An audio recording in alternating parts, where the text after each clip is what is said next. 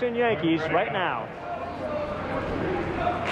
Thanks, Carl. Tonight, the continuation of baseball's most intense rivalry, the Yankees and the world champion Red Sox. The swashbuckling Sox are a group of colorful characters, but they'd be quick to point out their diversity converges at one shared ideal.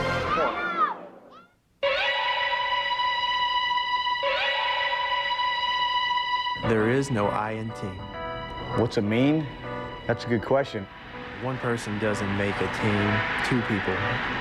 It takes 25 guys pulling in the right direction. When you put yourself above the actual performance of your team, then you put the I in team. You have one person trying to pull elsewhere, you're not going anywhere.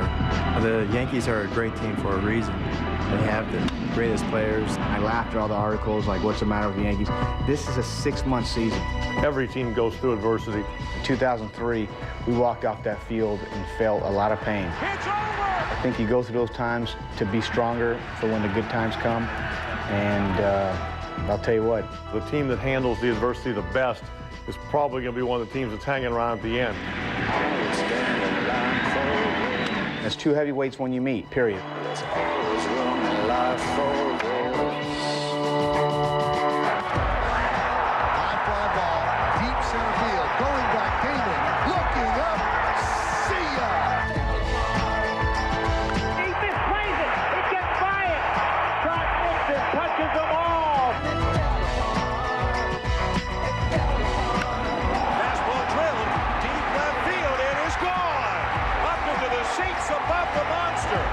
There's going to be a lot of baseball played in the next couple months, and I always said the Yankees and Red Sox are going to be up there at the top because that's just the way it is.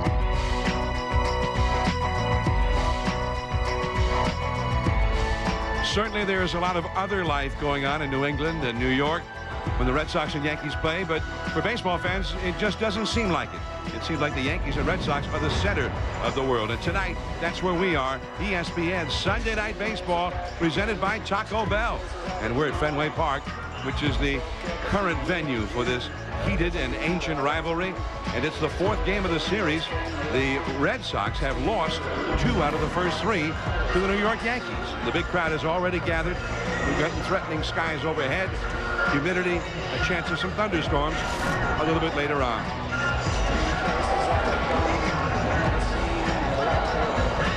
Hello, everyone. I'm John Miller with Joe Morgan, and welcome to Sunday Night Baseball. Now, this Yankee ball club, Joe, it's crazy. They got all this big superstars. It's an impressive ball club, and yet, when things go wrong, they really go wrong. Friday, they lost the game here 17-1. They had an emergency starter, and he is no longer with the ball club. Now, they had no pitcher at all lined up for tonight until last night when they traded for Leiter, who began his career with the Yankees more than 18 years ago. So Leiter gets the start here tonight. They're still not quite sure who's going to pitch Wednesday in their next series. And yet, despite all of those pitching problems, Joe, the Yankees have won 2 out of the first 3 here at Fenway Park. Well, it's the offense, John. This is one of the best lineups in the history of baseball, and now they're starting to play that way. I mean, it's been anchored by A-Rod this weekend. There were a lot of people who have said A-Rod's not a true Yankee. Well, guess what? He is standing tall this weekend. He's hit 2 two-run homers, one to help beat Curt Schilling on Thursday night. But this guy is starting to swing the bat the way that I thought he would when he got his second season here in New York. And he's also an MVP candidate. And don't forget Gary Sheffield. He's trying to knock the green monster down every time he swings. All right. And okay, so it's about the hitting. It's about the hitting. All right. All those big boppers in that lineup. Now, the Red Sox, they have their own pitching problems, especially in the bullpen. Their closer, Keith Foulke, is injured right now. Their ace starting pitcher, Curt Schilling, is back now, but mostly as the closer. Now, the Red Sox are going with Tim Wakefield tonight, the knuckleballer, and he's probably been their most steady starting pitcher lately. Well, Wakefield's pitched a big game against the Cubs to stop a losing streak, and he is a big game pitcher for them. But when you look at the Red Sox, you have to say the same thing you say about the Yankees. Their offense is going to carry them. Johnny Damon, he's the key right now. He's the leadoff hitter. He may lead the league in hitting, but he gets on base so often that it makes it easier for Manny Ramirez and David Ortiz to drive him in. I really believe that David Ortiz has become the best big game hitter in baseball right now. All right, so we've got stars on display. It's almost like the All-Star game here at Fenway Park tonight. We got plenty of All-Stars, plenty of action coming up. And Leiter back with the Yankees. Sam Ryan is here with us. And when we return, Sam will have more on Leiter and his return to the Bronx. First pitch of this ball game, Yankees-Red Sox from Fenway Park, is about to happen. Stay tuned. ESPN Sunday Night Baseball is presented by Taco Bell. Think outside the bun. And in part by Bank of America, Higher Standards, and Ramada Worldwide. Please visit Ramada.com today, where you'll receive our best available rate or it's free.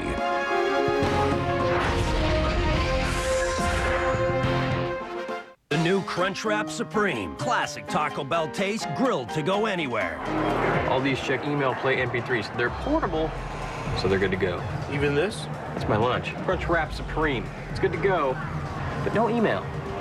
Oddly enough. Seasoned beef, warm nacho cheese sauce, a crunchy tostada shell, lettuce, tomatoes, and sour cream, all loaded into a flour tortilla and grilled for maximum portability. For classic Taco Bell tastes that are good to go, think outside the bun.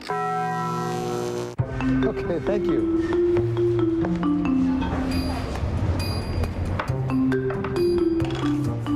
Tom News here for the Bank of America.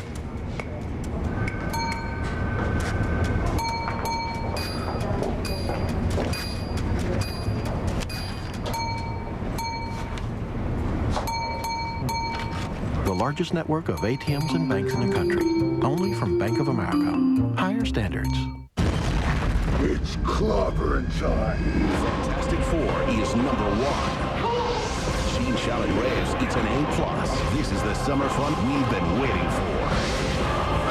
Fantastic Four, rated PG-13. You think you still got game? She thinks your game is bingo. Ouch. New Stop Lines Moisturizer with SPF 15 from L'Oreal gives skin a younger, healthier look by reducing wrinkles in a month. New Stop Lines Moisturizer by L'Oreal Men's Expert, because you're worth it, too. Hey, it's me. Meet me at sunset. Don't be late.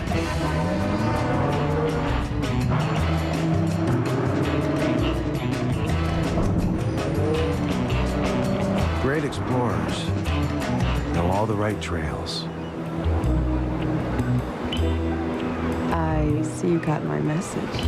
The 245 horsepower all-wheel drive Nissan Murano.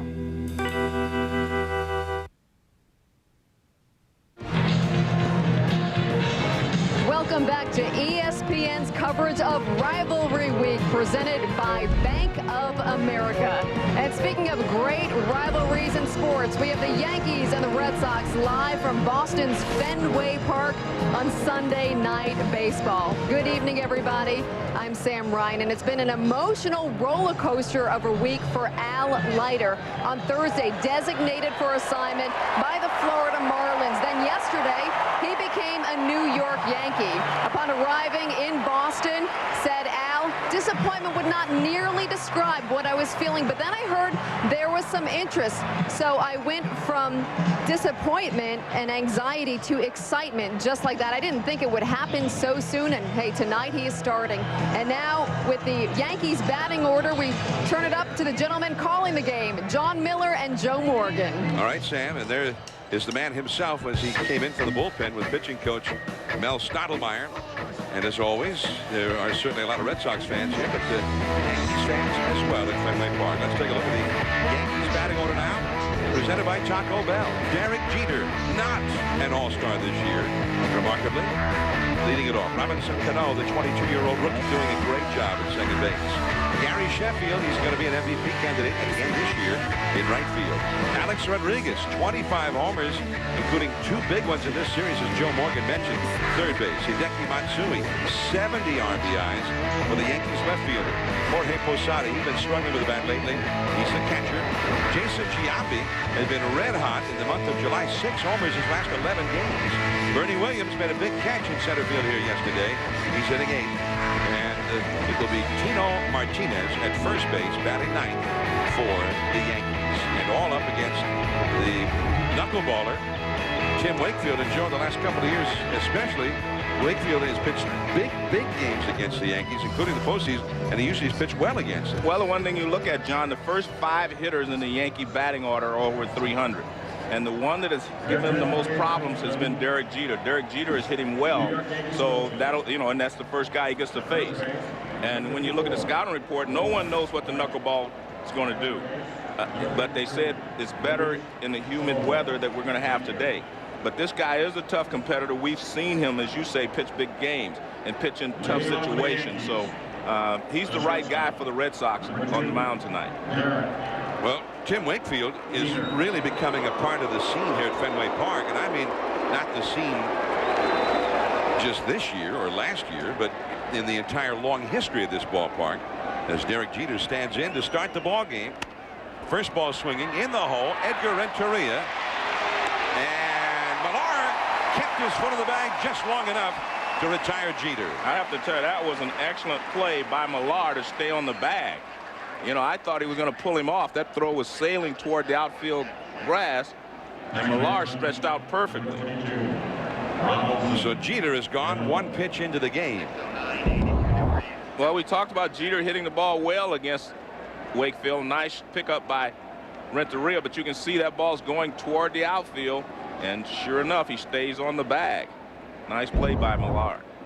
So with one away, here comes the rookie Robinson Cano. Fenway Park opened in 1912, and only 2 pitchers in Major League history have started more games in this ballpark than Tim Wakefield. This is Wakefield's 133rd career start.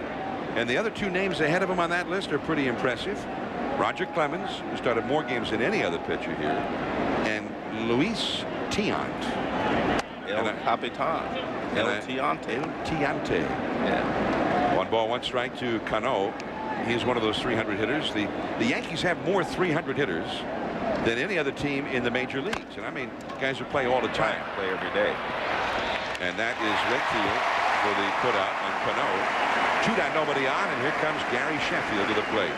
And John, I talked about A-Rod in the open. He's hit 2 big home runs, one to beat Kurt Schilling on Thursday night. But I mean, Gary Sheffield has been hitting some of the hardest line drives I've ever seen in this series. So I've been able to watch the games on television back home, and I mean, he was hitting balls that all of them would carry over into the street if they were up. They were just too low. He had just hitting line drives. They were fly balls, no telling how far they would have gone.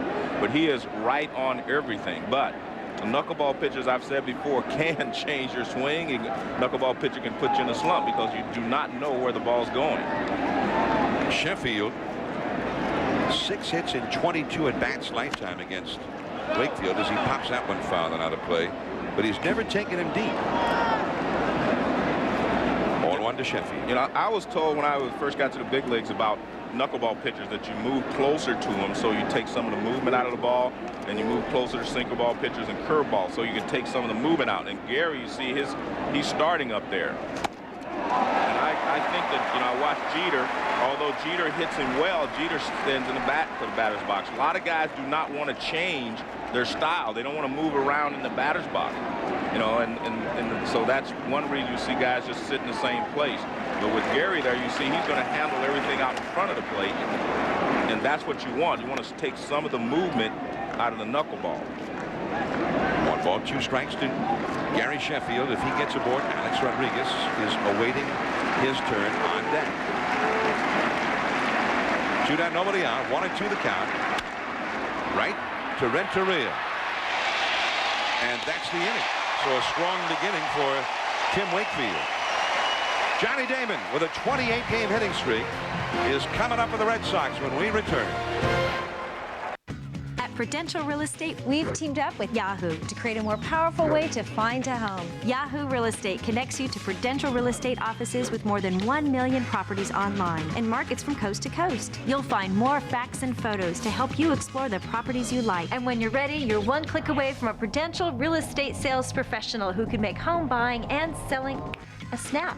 Prudential Real Estate and Yahoo together. The perfect way to find the perfect home. Hi, I'm John Scherer, CEO and founder of Video Professor. Well, I'm the one that makes computer learning quick and easy with these CD-ROM lessons from Video Professor. I'm so confident that my product will work for you that I'm going to send you any one of our $70 lessons absolutely free. If you're serious about learning to run the computer once and for all, try my product. To get your free computer learning CD, you must call now. Call 1-800-598-5797. Done now.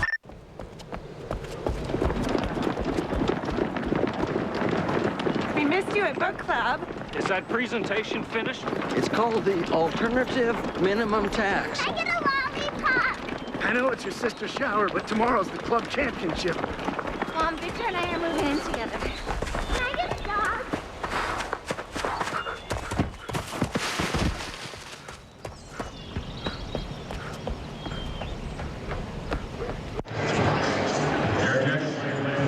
Fenway Park in Boston, and the Yankees did not score in the first inning. The Red Sox are coming up now.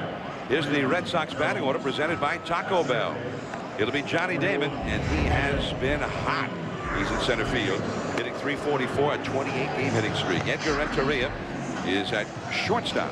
David Ortiz, the big slugger, Big Papi, 82 batted in. He is the DH. And Manny Ramirez, 83 runs batted in left field. Kevin Millar, cowboy up at first base tonight. Trot Nixon, he's having a big series, and he's third in the club with 50 batted in right field. Doug Mirabelli is doing the catching as he always does with the knuckleballer Wakefield. Bill Miller at third base, and Mark Bellhorn is at second base, batting ninth. And on the mound is the 39-year-old Al Leiter, returning to the Yankees. And Joe, it's been so, you know how long it's been? 18 years. Since Al Leiter last pitched a game for the Yankees? Are you saying 18? 19. All right, this is a new year. Yeah, 16 years. All right. And there's a called strike to Johnny Damon. 16 years and 82 days ago. That's a longer stretch between starts by any Yankee since Babe Ruth, who once went more than 9 years between making starts for the Yankees, and we thought he never pitched for the Yankees. But Al Leiter, when he began with the Yankees 1987, and his last start for them was in late April 1989 before he got traded to Toronto. And he's had a whole career since then. And a friend of the Florida Marlins thought he was about at the end of his career, and he was not getting many people out for Florida this year. Johnny Damon, second in the league in batting. And Al Leiter just blows him away.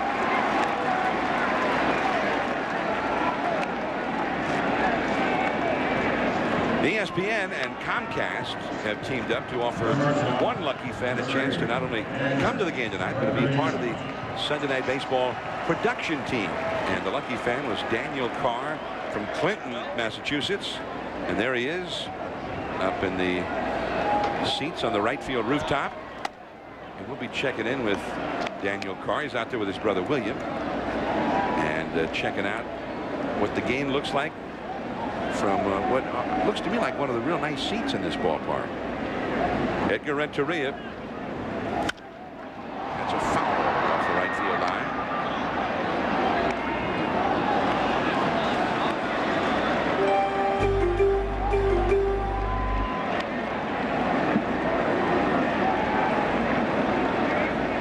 One ball, one strike to count to Renteria.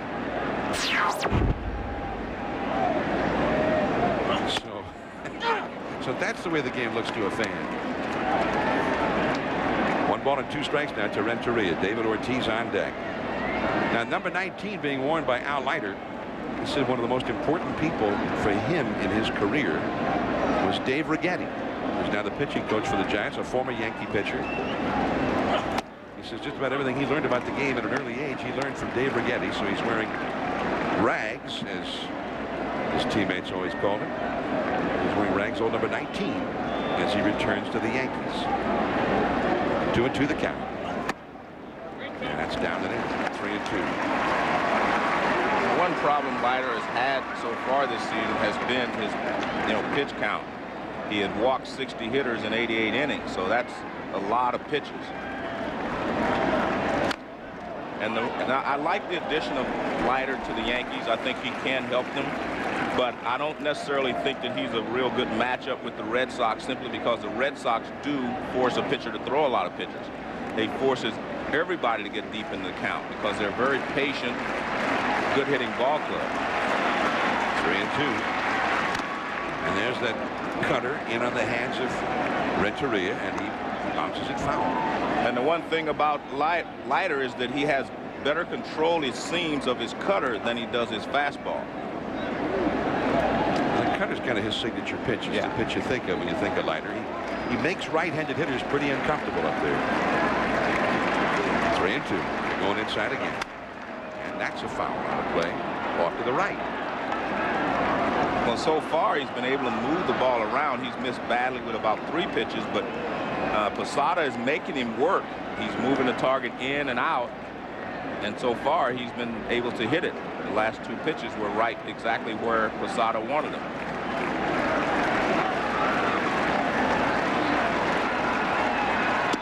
And finally he walks it. And that was an at-bat that was repeated all too many times apparently while he was with Florida this year. He had Renteria at an 0-2 count at one point. Yeah, but again, that's the problem with the Red Sox. I mean, the Red Sox hitters, they do strikes. They take you deep into the count unless you throw a fastball right down the middle that they like, but they do force you to make pitches. And that's why, you know, you have to wonder how long Leiter can go if they force him to throw a lot of pitches. But again, I think he's going to help the Yankees. I think he's a good addition for the Yankees.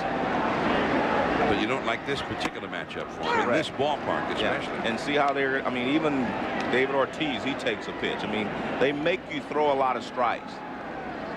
Well, Renteria forced him to throw 9 pitches just in his time at the plate alone. 0-1 the count to Ortiz. And that's a ball. Now, Ortiz, the only reason he's not leading the league in RBIs is because his own teammate, Manny Ramirez, has one more than he does. Well, they've alternated the last 2 days. It's interesting. Ortiz was leading. They caught him on Friday, Thursday, I guess, and Manny passed him again. A ball and a strike. Renteria at first. Swing and appeal made. Yes, says Bruce Fleming, the third base umpire. That's a swing. That was cool too. I like the way Bruce did that. I mean, he didn't know histrionics down there or anything. Just yes. And this is what Bruce Fleming is looking at. And he thought the barrel went forward. That's one of the toughest calls in the game, obviously. And the high hard one puts him away. And that's what he does have. He throws a lot of high fastballs, and if he can get ahead in the count, then it works out that he will get some hitters to chase the high fastball. But if he doesn't get ahead in the count, it's not going to matter.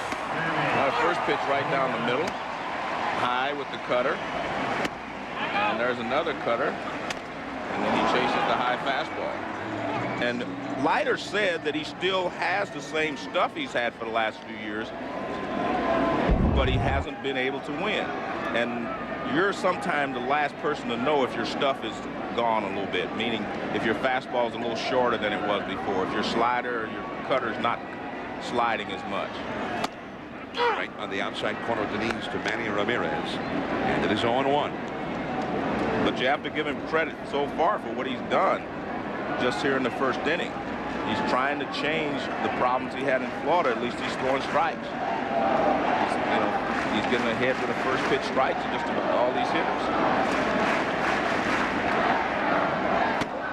And that's a ball outside. 1-1 strike. Now Ramirez has some history against Al Leiter. 7 hits in 17 lifetime at-bats, including a home run. That's a .412 lifetime average for Manny against Leiter. Although this is a different Manny than we remember in the past. The RBIs are there, the big RBI numbers. But against left-handed pitchers, he has been just terrible. That one almost got him. And that's one of the things that, you know, Manny always was able to do is handle left-handed pitching because he stayed left center to right center. Now, you know, apparently, you know, he's probably pulling the ball more than he was before.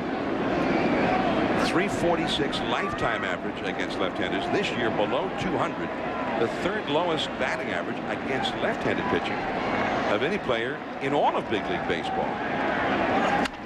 That jammed in, but Jeter is there. A soft floater into the glove of Jeter. 1 walk, 1 left. Alex Rodriguez coming up when we return to Fenway Park. No score.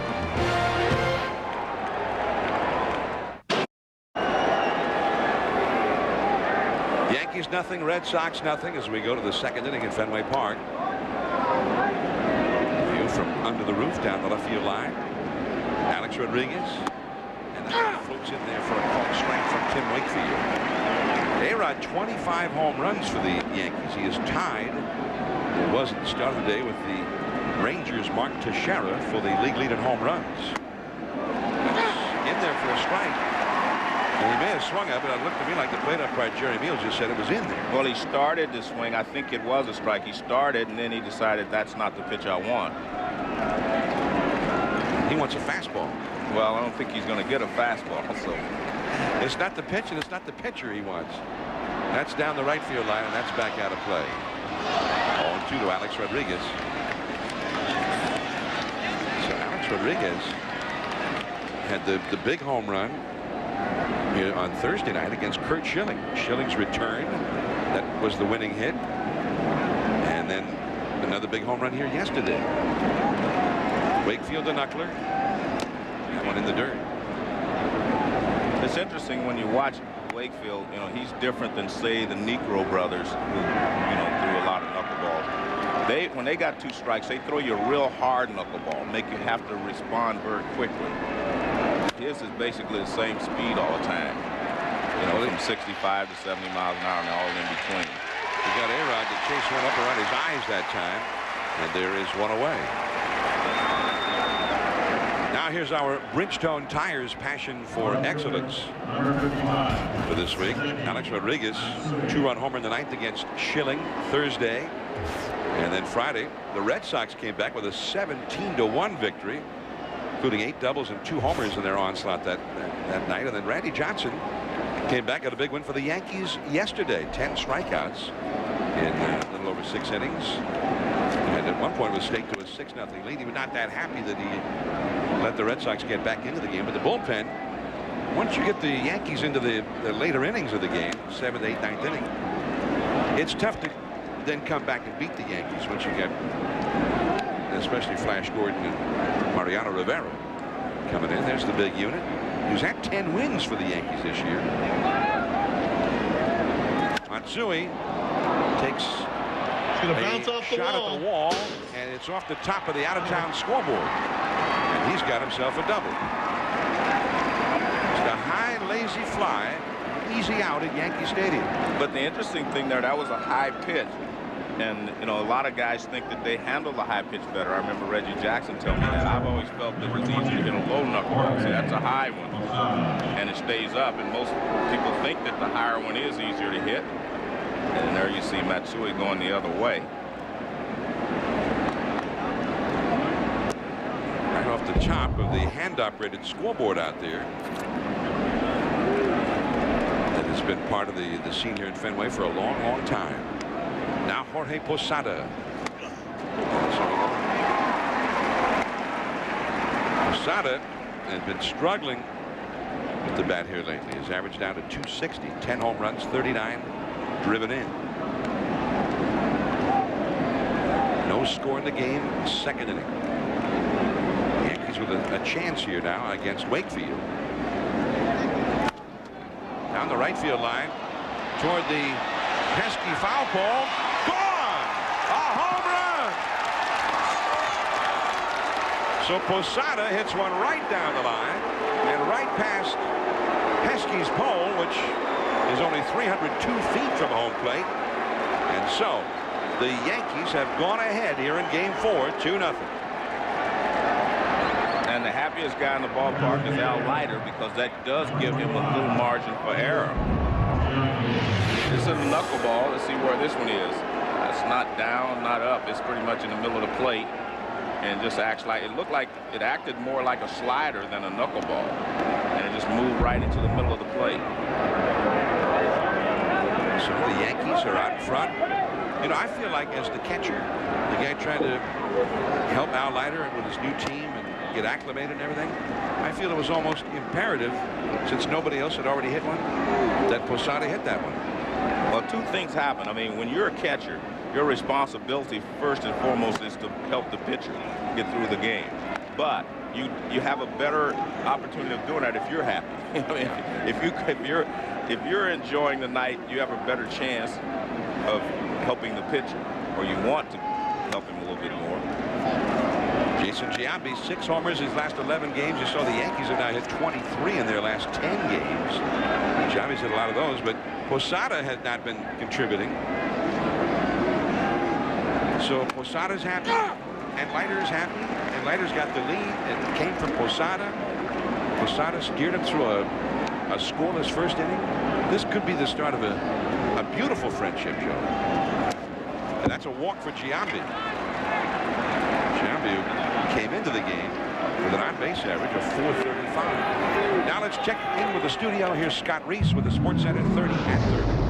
All right, John, thanks very much. Tiger Woods wins his 2nd British Open title, both coming at St. Andrews. It's his 10th major victory overall. Becomes the first wire-to-wire winner at the Open in 32 years. Elsewhere, Lance Armstrong extends his lead to 248 at the Tour de France. Teammate George Hincapie wins stage 15. Armstrong calling it a, quote, perfect day.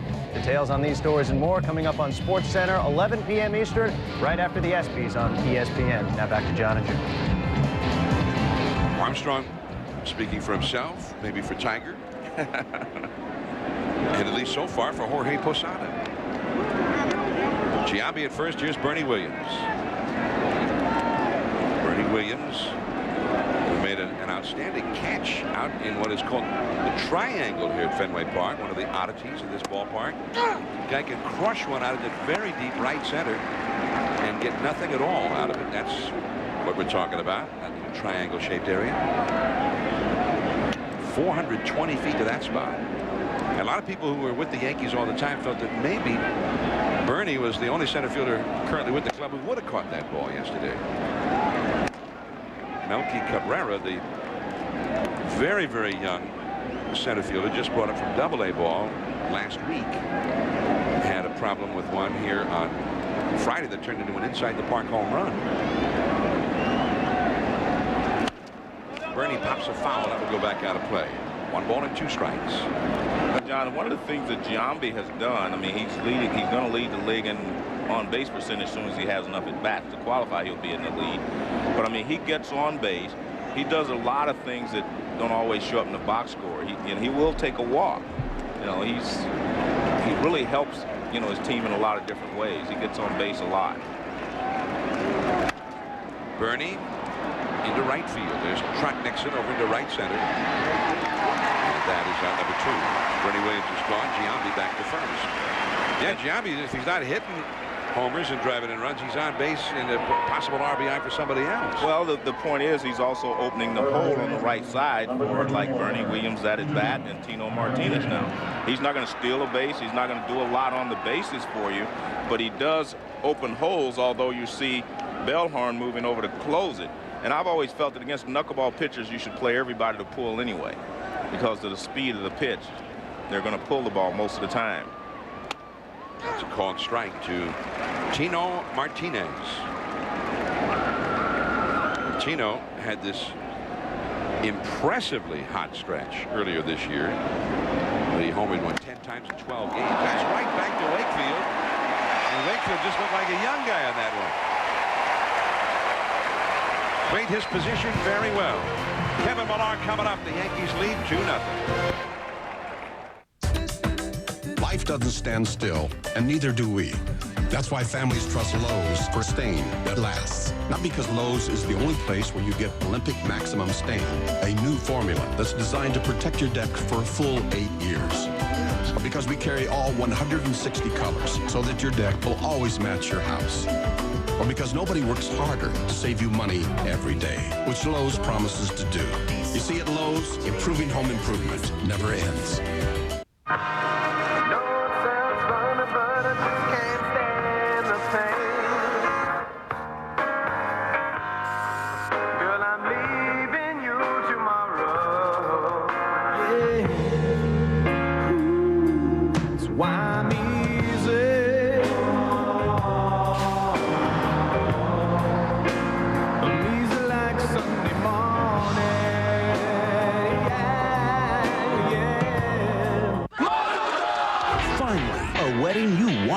Tattoo on the lower back. Might as well be a bullseye. I'll see you over there, kid. Wedding Crashers is the summer's one indisputable laugh riot, says Rolling Stone. You know how they say we only use 10% of our brains? I think we only use 10% of our hearts. And Maxim magazine calls it the Buster Duck Roll on the Aisle funniest movie of the year. Owen Wilson, Vince Vaughn. I'm gonna go. I need the big guy. Watch me take this on down the road. Wedding Crashers, rated R, now playing. The wheel goes round and round, we keep it moving, and it don't slow down. The wheel goes round and round, we keep it moving. Round and round. The wheel goes round and round. Oh yeah.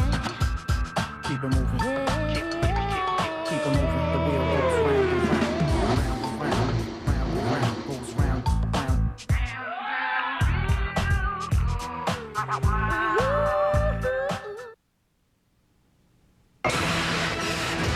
Red carpet style. It's hot out here. I just saw Nick and Jessica. I saw Peyton Manning, Danica Patrick, Annika Sorenstam. Everybody who's anybody in Hollywood and sports is right here. And the ESPY Awards coming up right after the ball game tonight on ESPN, as those fans well know. Kevin Millar leads off against Al Leiter, and that one is off the outside for ball one. John, one of the things I was thinking about is in between innings is it doesn't take Posada long to adjust a Leiter because he pitches similarly to Andy Pettit in that he throws a fastball that tails away and then he throws the cutter, and they both like to get inside on right-handed hitters, so Posada knows exactly how Leiter wants to pitch, although you see him trying to stay away from Millar until now. Millar likes to pull the ball into that left field screen, so they were throwing a couple of fastballs away. But this is the problem that you have with Leiter. I think you have to throw strikes. You can't, say, work the out edges until you get later into the game and you feel more comfortable and relaxed. That's called a strike, although Millar thought it was ball four. He was headed to first base already. Well, I think it was more of a, he's just trying to get the call from the umpire because that was clearly in the strike zone. Kazon certainly said so. Yeah. As did Jerry Meals. That's a base hit. He went in there, and this time Millar jumped on him. Well, they try to stay away from Millar because he's trying to pull everything, and if you leave the ball middle of the plate in, he can hurt you. You know, that's what happens. You know, see, your target's outside. See how much he misses with that pitch? The target was outside, as I said, Posada was trying to pitch him, but he gets that ball middle in, and he just rips it to left field. You have to stay away from Millar. Millar is aboard, and here is Trot Nixon. Nixon has had quite a series. In the first game of the series, Nixon drove in 3 runs with a 3-run homer against Mike Messina. Curveball for a strike to Nixon, and then he drove in 5 more runs in the Friday night massacre. 8 RBIs in the first 2 games of the series for Trot Nixon.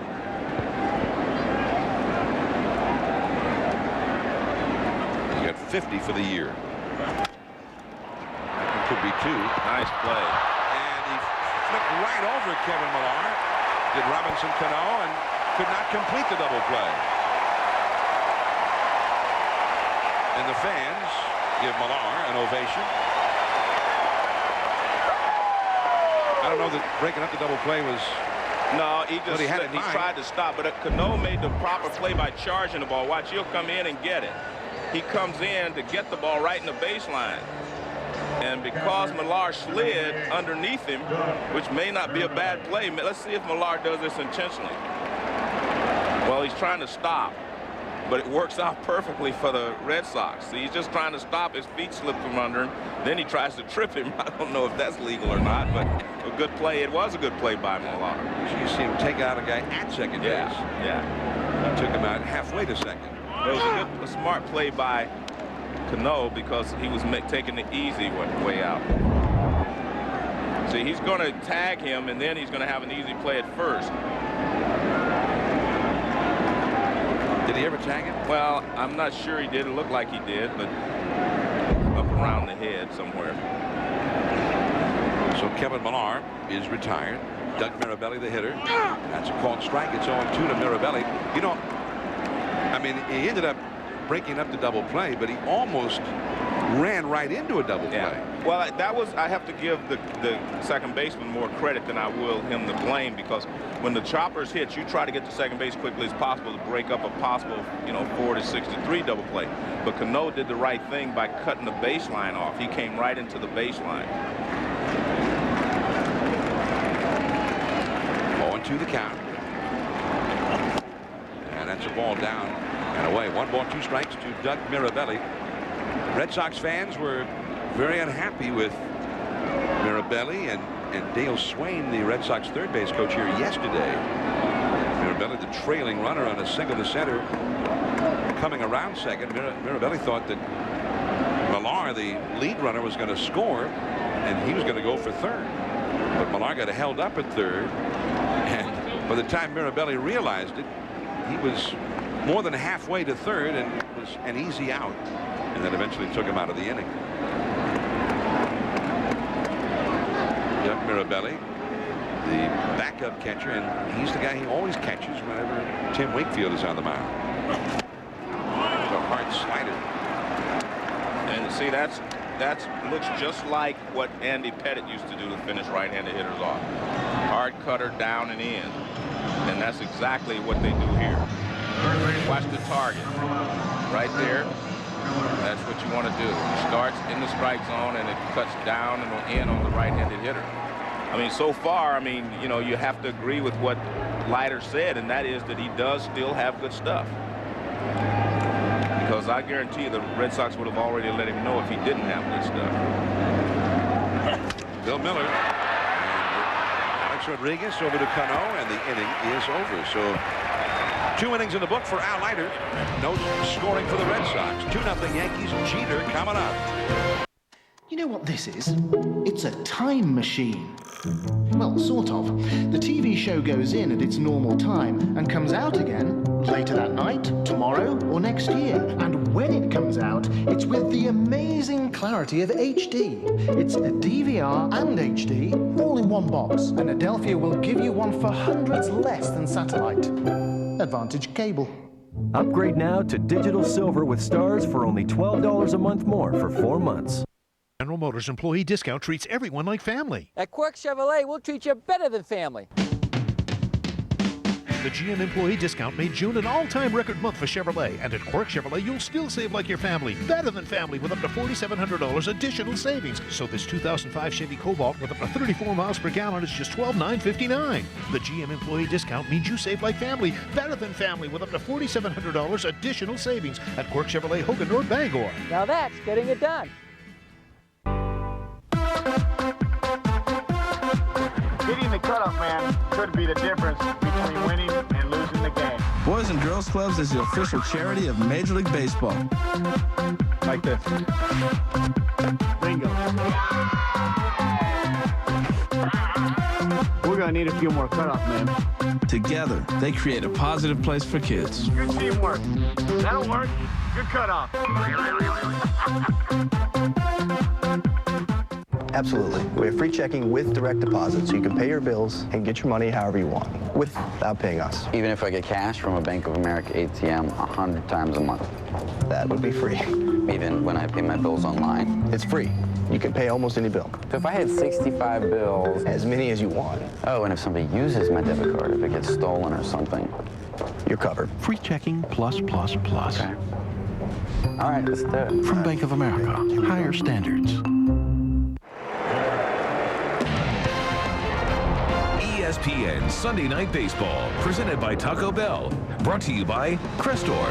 Visit Crestor.com and ask your doctor if Crestor is right for you.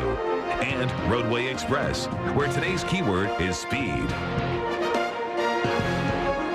Here come the Yankees now into the third inning from Fenway Park. Oh, that looked pretty good, Joe.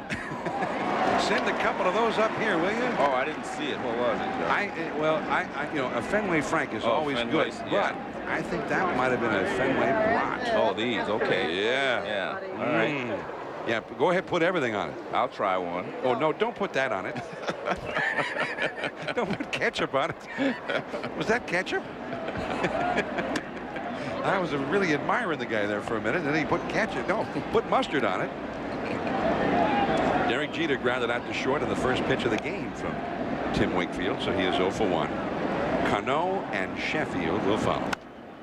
That is a foul, out of play.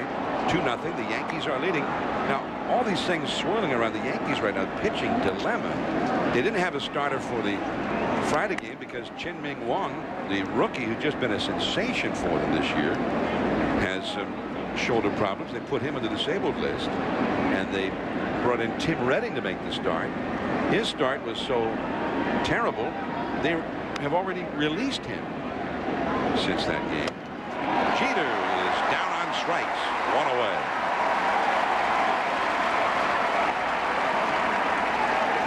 Well, we're at Fenway Park in Boston. Yankees, Red Sox, and this venerable old yard in the Boston's Back Bay. And from above, the views brought to you by H.P. Hood. Hood proudly supports children's hospitals throughout New England through partnership with the Boston Red Sox. And we're very pleased to have them with us tonight. There's the look from high above at Fenway Park with all of those odd angles, all those odd shapes in the outfield, especially, Joe, which cost you in that World Series in 1975. You had to bring that up, huh? And see, look where the foul pole is. Yeah, I mean, if I'd have just hit it here instead of here. You hit it was too far where you hit it, and Dwight Evans caught it. That is a fair ball for Cano down the right field line into that corner where some of those odd caroms can occur. A double for Cano in front of the Yankee power. Here comes Sheffield with A-Rod behind him and Matsui behind him. And Cano has been a real pleasant, situation for the Yankees because he can hit second behind Derek Jeter. You see, he goes out and gets that knuckleball, but again, it's pretty much in the middle of the plate. And he rips it past the diving Millar. But, I mean, he has been the perfect guy to hit behind Jeter since they moved him up there. And he's really added a lot to this Yankee offense. And I think he's going to get better. I mean, he's going to be an excellent player. It's his 18th double this year, a year which he started in the minor leagues. That's a called strike to Gary Sheffield. You saw that little movement and snap back over the plate. And Gary's changed his position in the batter's box. I was watching him. He's actually gotten closer to home plate than he was the first at bat with his back foot. Sheffield 71 batted in. A mighty cut, but a pop-up foul. Back out of play. Sheffield, the start of the day, 5th in the league in RBIs. Matsui, 6th in RBIs. And A-Rod, who's on deck, 3rd. The top 2 RBI men in the league are Ramirez and Ortiz of the Red Sox. See, he's in the same spot, but his foot was back further, away from the plate. Now he's gotten it closer to home plate, which is another thing, I think. If you get crowd the plate on a knuckleball pitcher. That ball is gone. That one is headed for New Hampshire. What a shot. Look out on the Mass Pike. Gary Sheffield makes it a 4-0 game. And maybe that little change in the spot in the batter's box was all it took. Well, he definitely got closer to the plate, and he opened up just a hair, it looked like. So I'm telling you, Gary Sheffield has been hitting the balls like that this entire series, but the other ones have been line drive. They've been taking the paint off the wall out there. And see, he's closer with his back foot there, and he just hammers this. And there's that high pitch. We were talking today in our production meeting about him going out of the strike zone. Well, that's one of those where he definitely went out of the strike zone to get that knuckleball, but he's such a good high ball hitter that it doesn't matter. And I mean, that is well out of the ballpark. Strike one to Alex Rodriguez, who flied out to center his first time. I mean, when you wade through this Yankee lineup now, with them all swinging the bats as well as they are, Jeter, Cano, Sheffield, A-Rod, Matsui. I mean, it's very difficult to get through this lineup. Bill Miller throws out Alex Rodriguez for number 2 again. 4-0. The Yankees are leading. The 19th home run of the year for Gary Sheffield. He now has 73 runs batted in.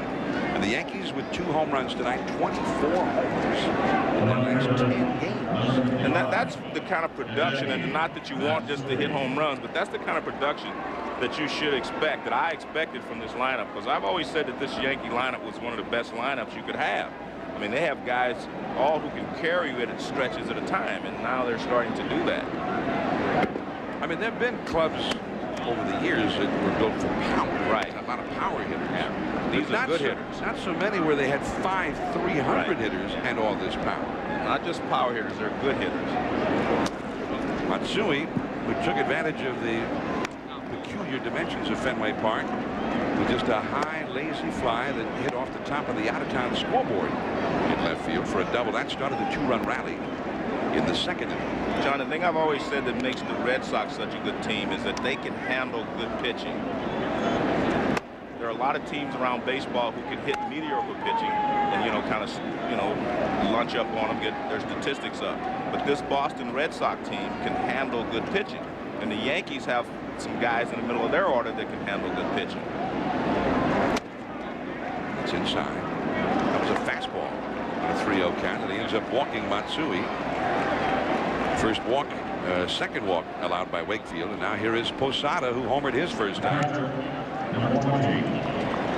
Well, so far all of this humidity has not helped Tim Wakefield. Well, the pitch to Sheffield was, he can hit the high fastball as good as anybody, and he can hit the high knuckleball. He can hit the high anything as good as anybody, and that's what he got, was a high pitch. Even though it was out of the strike zone, it didn't matter with Gary because he can get on top of it because the speed is not there on the knuckleball. Oh, man, what a pickup there by Millar on a ball that was hit about 900 miles an hour right at it. I don't know if he caught that one or it caught him. Well, and he's thankful that it caught him in the glove. Sheffield's first homer against Tim Wakefield. 4-0 Yankees. Getting high cholesterol down is important. For some people, it's even more important. You've been to the doctor, good. You've changed your diet and are getting exercise. Excellent. You've tried just about everything. Now medical information comes along that says you may need to get that bad cholesterol even lower. Now what do? Well, if your doctor says aim lower, ask about Crestor. Crestor, along with diet, can lower bad cholesterol by up to 52%. That's about half. Is Crestor right for you? Discuss it with your doctor. Crestor is not for everyone, including people with liver disease. And women who are nursing, pregnant, or may become pregnant. Simple blood tests are needed to check for liver problems. Tell your doctor about other medications you're taking, or if you experience muscle pain or weakness, as that may be a sign of serious side effects. Do you still need to get your cholesterol lowered? Aim lower with Crestor.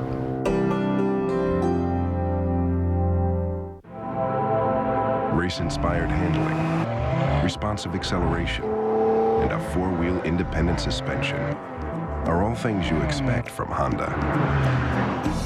What you don't expect is all that in a truck.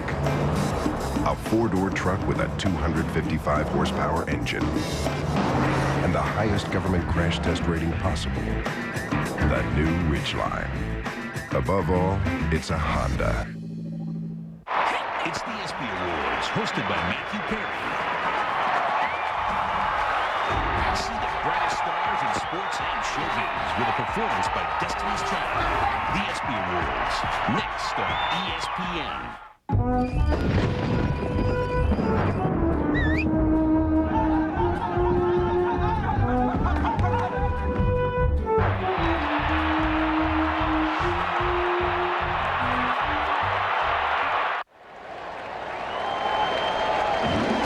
ESPN Sunday Night Baseball presented by Taco Bell. We're at Fenway. Yankees, Red Sox, and the Yankees, who were proclaimed dead and buried by Boston Globe columnist Dan Shaughnessy. What was it, about 3 weeks ago or so, or a month ago? I don't know. You read the column. I didn't read it. I remember you talking about it. Well, when we were at Yankee Stadium, the final game of the Mets-Yankees series, when the Mets had a chance to sweep the Yankees, and he had proclaimed the Yankees. I think they were up by 8 games. The Red Sox are no longer. I think they were 8 in the loss column or something. The Yankees came into this game tonight having won 9 of their last 11 games, and the Red Sox have been struggling. In fact, beginning with that win against the Mets that night. And remember, they were behind in that game in the late innings. Came from behind to win the game. Starting with that night, the Yankees have gone 11-4. The Red Sox have gone 6-10. 6-10. Beginning with the day that Dan Shaughnessy wrote the column saying it was all over. That's a strike on the inside to Mark Bellhorn. 1 ball and 2 strikes. And Leiter I mean, so far, it's only 2 innings. Yeah, but Leiter's looking just like Leiter. Right, they were the 2 very important innings, John. I think, you know, for him, and I think he's passed that test. In fact, I would bet that the Florida Marlins are saying, "Where was this when you were pitching for us?" But I mean, he has passed the test of being able to come in here, throw strikes, and at least show that he can, you know, give the Yankees what they need, another starting pitcher. I mean, I'm sure Joe Torre tonight, let's say, might have just figured, hey, if he could just keep us even close for 5 innings or so, we'll take that, because what happened when they went to an emergency starter Friday, they didn't keep him close at all. I mean, they were just getting clobbered from the get-go on Friday night in Tim Redding's start. And he's pitching beautifully, because anytime he gets ahead so far in this game, he doesn't have to throw a strike to the right-handed hitter. He's throwing that cutter, and they're chasing it, because I think they're looking for it. And, you know, they're starting to boo Bellhorn a little bit because he's really struggling. See, they're chasing that cutter down and in. Those are not strikes, but the point is, once he gets ahead of him, and that's what he's been able to do tonight, then they are chasing that pitch out of the strike zone. That is the 109th time in 282 official at-bats that Bellhorn has struck out. And there's strike 1 to Johnny Damon. Damon struck out to start off the game. One of 4 strikeouts for Al Leiter in 2 1/3 innings. And he only threw him 3 pitches the first at bat. Damon, as that one drops in amongst the spectators, behind third base there is Jeter and A-Rod both went for it. 0-2 the count to Damon. Damon has hit safely in each of the last 28 games. One of the best hitting streaks in Red Sox history. He's gotten a lot of hits in that stretch too. He's tied for the 4th longest hitting streak in the history of the Red Sox. Nomar is next on the list at 30, and the all-time Red Sox record hitting streak is 34 consecutive games by Dominic DiMaggio. 0-2 the count.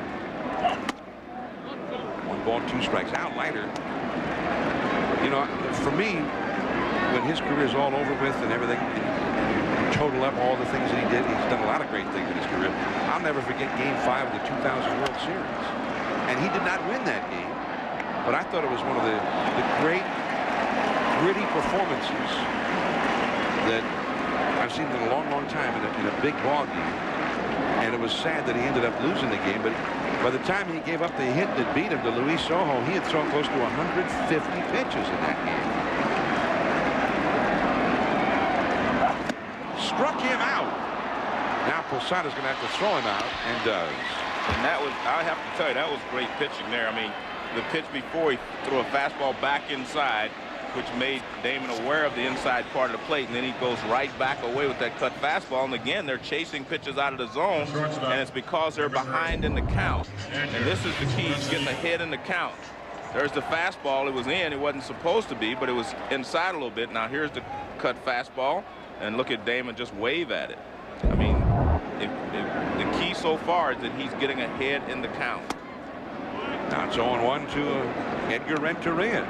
He's had 5 strikeouts in 2 2/3 innings. And John, this is exactly what Joe Torre was hoping for.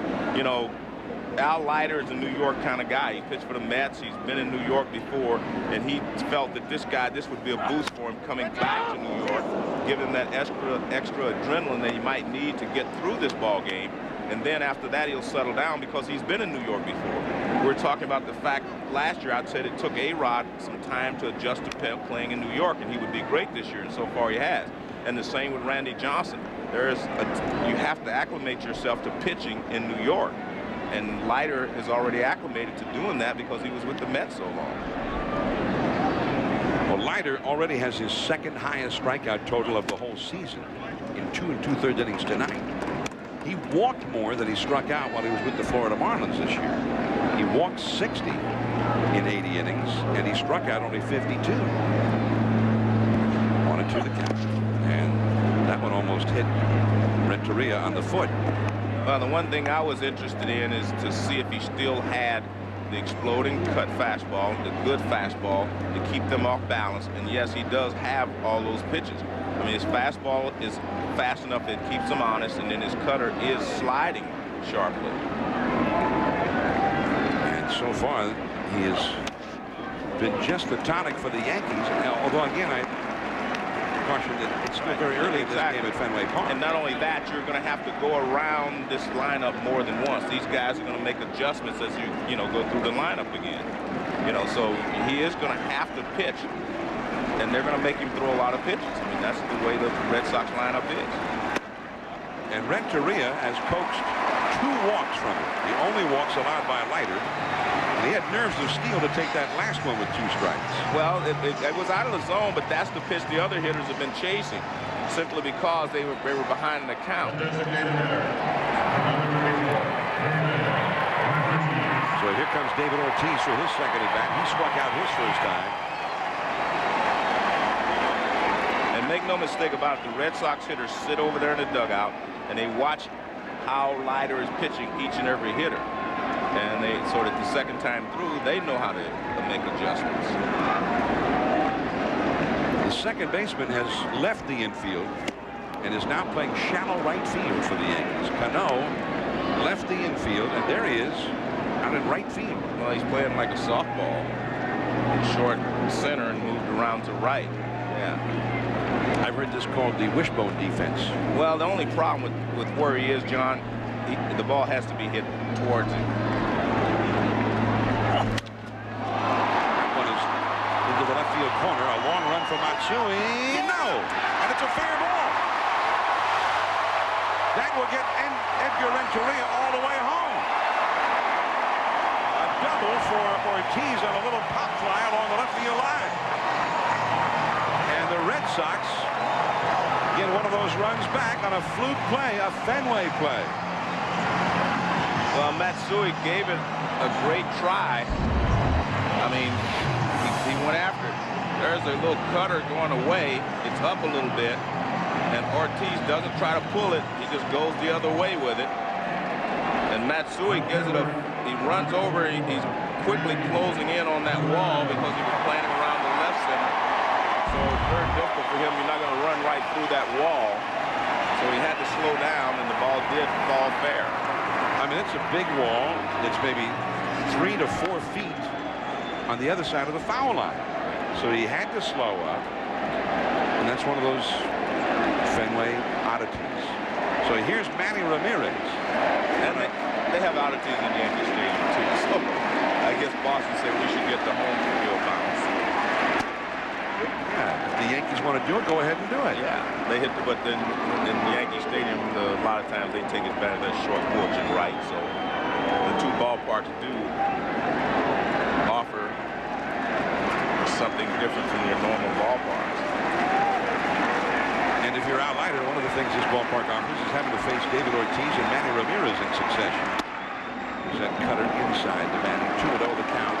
Manny is the Major League's RBI leader. 83 batted in. And although he is not, he's tied now. Well, David Ortiz just got his 83rd. But one thing happened, John, is it shows the adjustment by Manny. He's moved off the plate a little bit. He jammed him the first time up with the cutter. And they're still going in there. And again, Manny continues to struggle against left-handed pitching this year. He doesn't run the ball out. Stayed at home plate. A run for the Red Sox. 4-1 Yankees after 3. Okay, you never told me. What was that?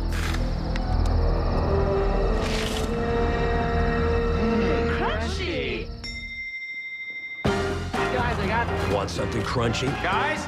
Taco Bell is open late. Feed your need for all the crunchy, grilled, marinated, spicy, and melty taste you can only get at Taco Bell. Want to spice up the night? Think outside the bun. Open till 1 a.m. or later. We want to make sure that you're right for our daughter. Are you safe? Reliable? Don't buy a used car without a Carfax history report. Now with the buyback guarantee. For details, ask your dealer or go to Carfax.com. Hello, fear. Hello, guts. Hello, passion. Hello, double team. Hello, highlight reel. Hello, Heisman. NCAA Football 2006. Rated E for everyone. EA Sports. It's in the game.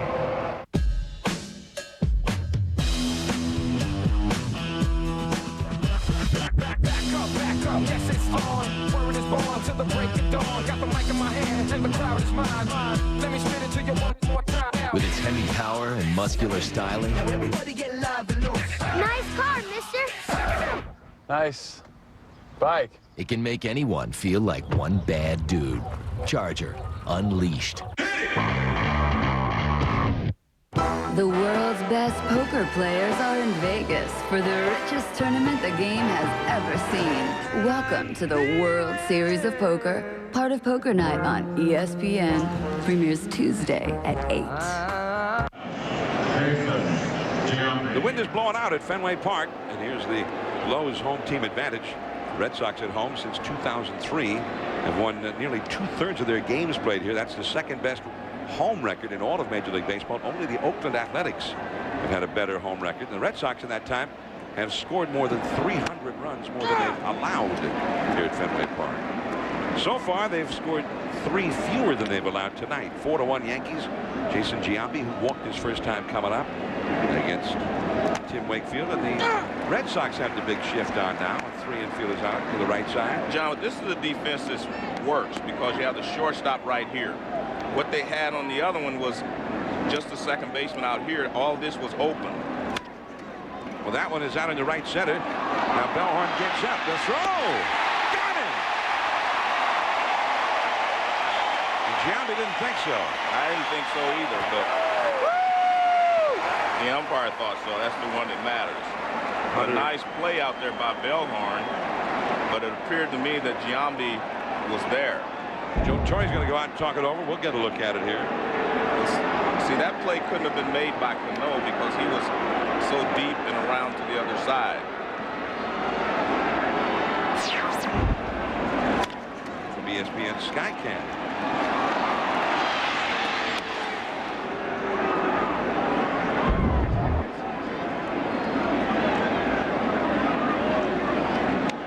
Joe Torre, when he saw Giambi, was unhappy with that call, and also Roy White, the first base coach, got into it a little bit with Hunter Wendelstedt. Torre finally came out. A nice play by Bellhorn. He gets up, fires to first. Well, I think maybe Wendelstedt might have been correct. From my view here, it looked like he was safe, but looking at it again, you know, it looked like Wendelstedt may have gotten the play right. Bernie Williams, the hitter. Bernie appearing in his 1,881st Major League game tonight. And that ties Yankee first base coach Roy White for 5th place on the Yankees all-time games played list. Last night, or actually yesterday afternoon, he moved past Babe Ruth for career at-bats as a Yankee. He's had more than 7,200 at-bats as a Yankee. And now more than the Babe himself. Anytime you mention the Babe. And somebody passing him? Yeah, even if it's in strikeouts. And now Bernie's not happy with Jerry Meals, the plate umpire. You know, I thought this looked like a fastball, but I'm not sure. No, it's a knuckleball. You can see that Doug Mirabelli pulls this ball way in. That was a knuckleball, and you can see Bernie was not happy with it. Tino Martinez right to Millar. And a very easy inning for Wakefield. Red Sox got 1 run back. Now they're coming back again. Millar coming up.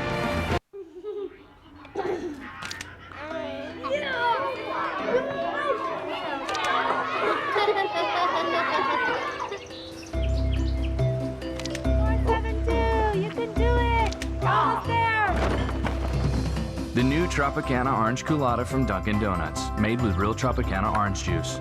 Finally, there's another way to get all the refreshment of oranges. Dunkin' Donuts, bring yourself back. Hi, Jeffrey on the road again with the Big G's Surprise Sandwich Patrol. Proving once again that nobody can say no to the great taste of a Big G's sandwich. Ooh, just got out of the shower. That's okay, Miss Lloyd. How would you like to try this big, delicious Big G's sandwich? Bet you can't say no. So there you have it, America. Stop by Big G's today where everybody's a winner with that great taste. You can get anything you want at Big G's restaurant. Late fees. It's the ESPY Awards, hosted by Matthew Perry. See the brightest stars in sports and showbiz with a performance by Destiny's Child. The ESPY Awards, next on ESPN.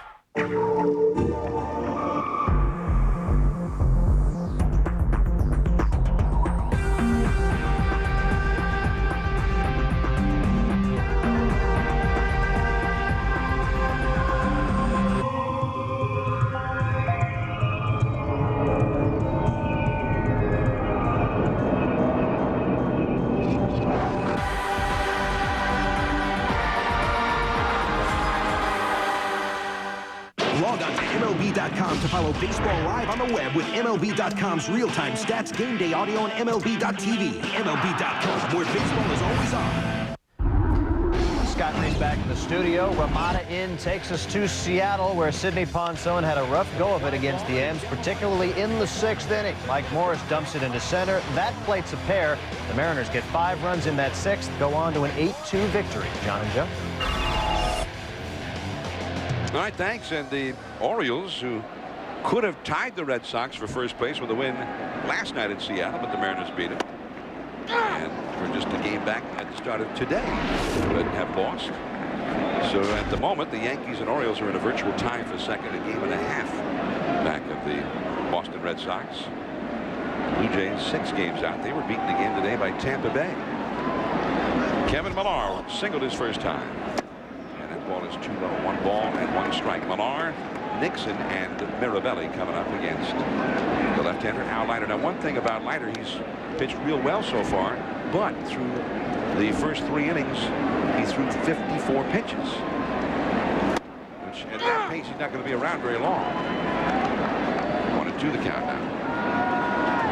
But he's doing a great job. I mean, you know, as you said, the Yankees could not ask for any more. Again, it's still early, but guess what? He looks like a starting pitcher. That is fouled down the left field line. 1 ball, 2 strikes. Al Leiter was drafted by the Yankees in 1984. They signed him for $92,000. And in 1987, he was 21 years old. He made his Yankees debut. And he won a ball game that year. In fact, he won 3 ball games that year. He ended up having certain injury problems. He had blister problems that just plagued him for a long time. The last game he ever pitched for the Yankees until tonight was late April of 1989 in Kansas City. And he lost to the Royals. And the winning pitcher in relief that night for Kansas City is now his teammate, Flash Gordon. Strike 3. That's what he's been able to do. With 2 strikes, get them to go off this plate. As far as, you know, chasing pitches. Well, he started off very quickly with Johnny Damon. And he threw him a couple of sliders, and then he threw him a fastball to finish off the at-bat. Then he got Big Papi to chase a high fastball. And then he started going with the breaking ball, the sliders down. And you can see they were swinging the pitches out of the strike zone. And that's exactly what he does. And then Millar does the same thing here to start this inning. So getting ahead and getting them to chase pitches, that's been his key. Trot Nixon, first ball swinging. And Cano throws him out. So Nixon is 0 for 2. And see, that's what you get, John. When you're throwing strikes and striking guys out chasing pitches, they do not want to go deep in the count anymore. They don't want to hit with 2 strikes. So there you see Nixon swings at the first pitch, and that's not something that he normally does. But because he's handling the hitter so well by getting ahead of them, you don't want to hit with 2 strikes anymore. Well, because he's finishing them off. Al Leiter certainly, I mean, he knows what he's doing out there. That's for sure.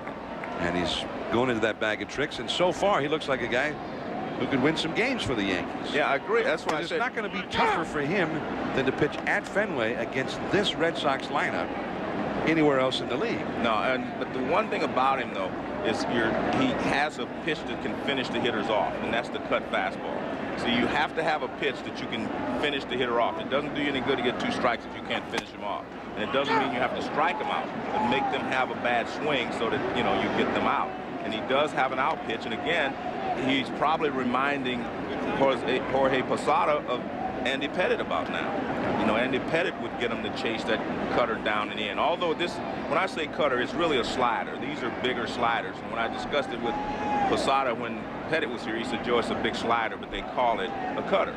You know, he didn't mean that Pettitte called it a cutter. He said people call it a cutter.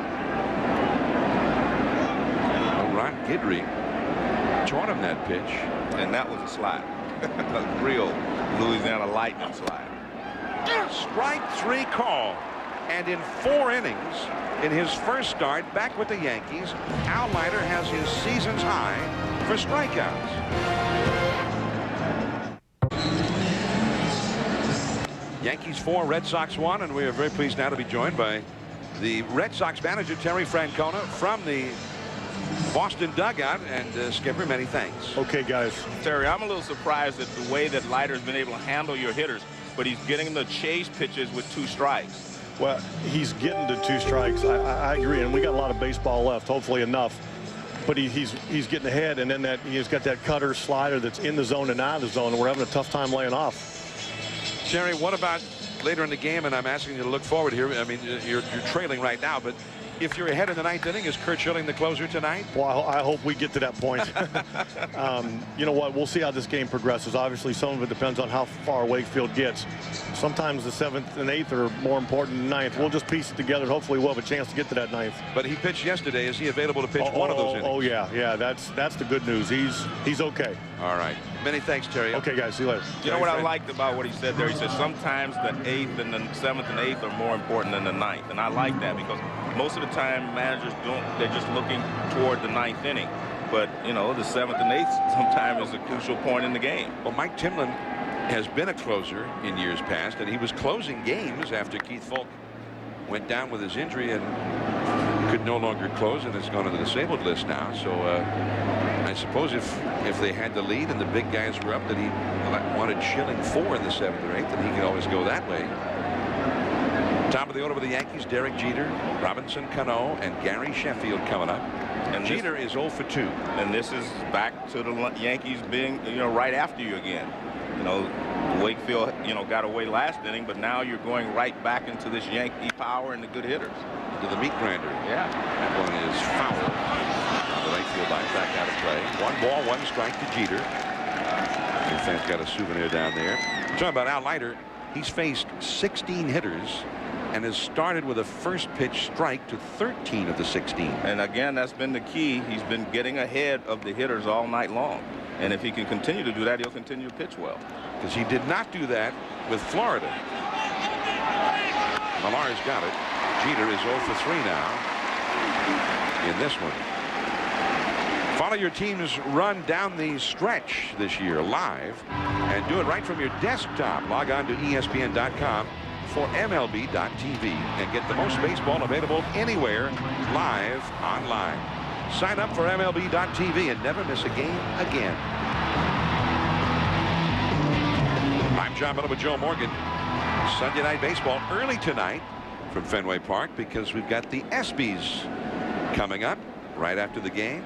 Robinson Cano started a 2-run rally with a double in the 3rd inning. He scored on Sheffield's subsequent home run. The Yankees have had 2 2-run homers tonight, one by Posada in the 2nd, one by Sheffield in the 3rd. And they lead 4-1 here in the 5th. Tim Wakefield. That's hit very hard, but a nice pickup by Renteria. 2 down.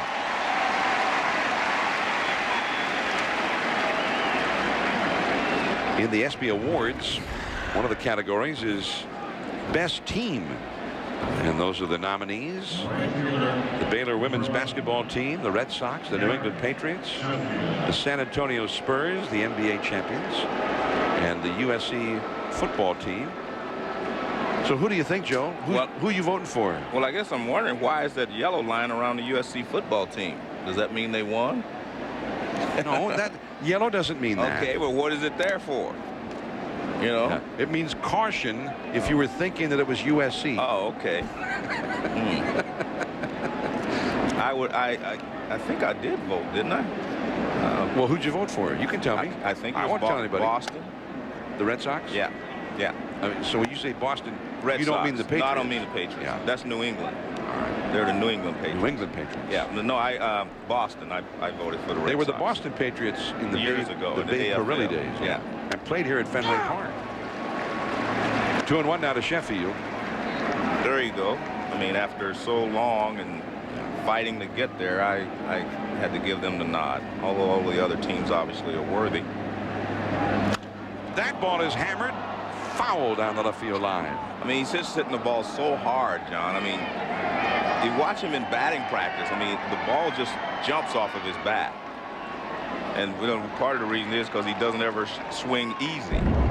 He attacks the ball. Watch how he just attacks the ball. That wiggle, and then he just lets it go. But you have to have real good balance to be able to swing that hard. So the key to Gary's swing is still his balance. Even though he really attacks the ball, you've got to have good balance. He and Albert Pujols have great balance. That's Alex Rodriguez. He would be next. Just got a piece of that one. That was a fastball. Up and out of the zone. 3-2.